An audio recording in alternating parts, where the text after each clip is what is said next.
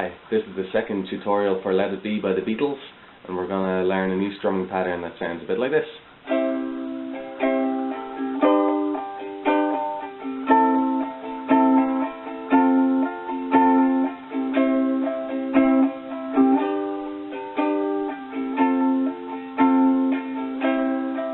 It's the same for the chorus as well.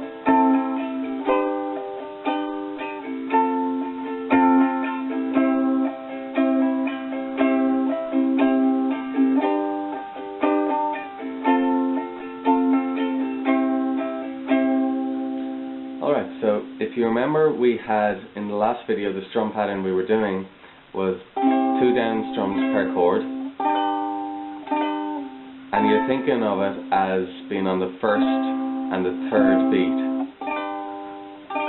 So you count it like this: 1, 2, 3, 4, 1, 2, 3, 4, 1, 2, 3, 4, 1, 2, 3, 4.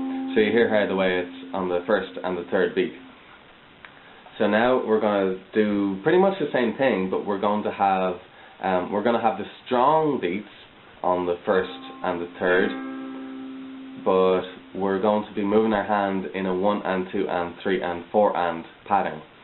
So something like this: 1 and 2 and 3 and 4 and. So let's just first as an exercise do 1 and 2 and 3 and 4 and.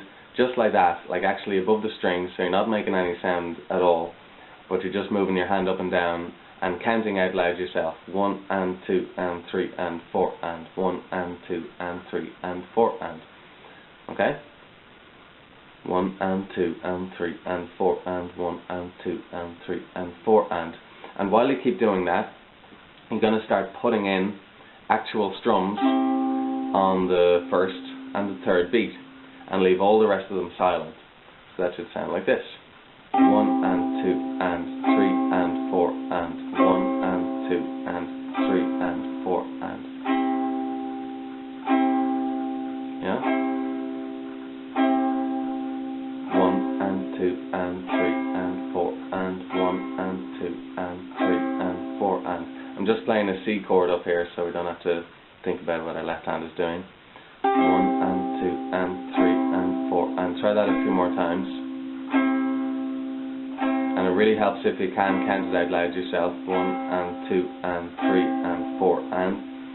Okay, so now speed it up a little bit: 1 and 2 and 3 and 4 and 1 and 2 and 3 and 4 and 1 and 2 and 3 and 4 and 1 and 2 and 3 and 4 and 1 and 2 and 3 and 4 and. Alright, so you might find when you're doing that extra little notes creep in, extra little strums get in there somehow.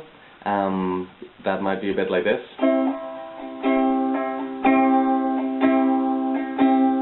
So even though you still have the strong beats on 1 and 3, there's extra strums that you're kind of doing accidentally, but don't worry about that, because we're actually going to start doing that on purpose.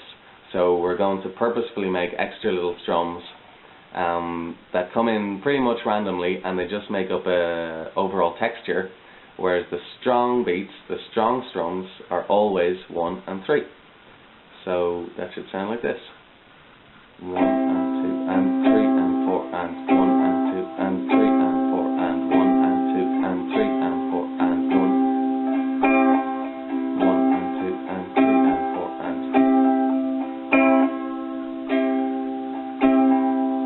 So see the way it doesn't matter where those extra strums come in, because they're always lighter, they're always in a 1 and 2 and 3 and 4 and beat, so they'll always help you stay in time with the song. And the strong beat of 1 and 3 can always be heard kind of over everything. So let's do that with the chords of the verse and see how it sounds.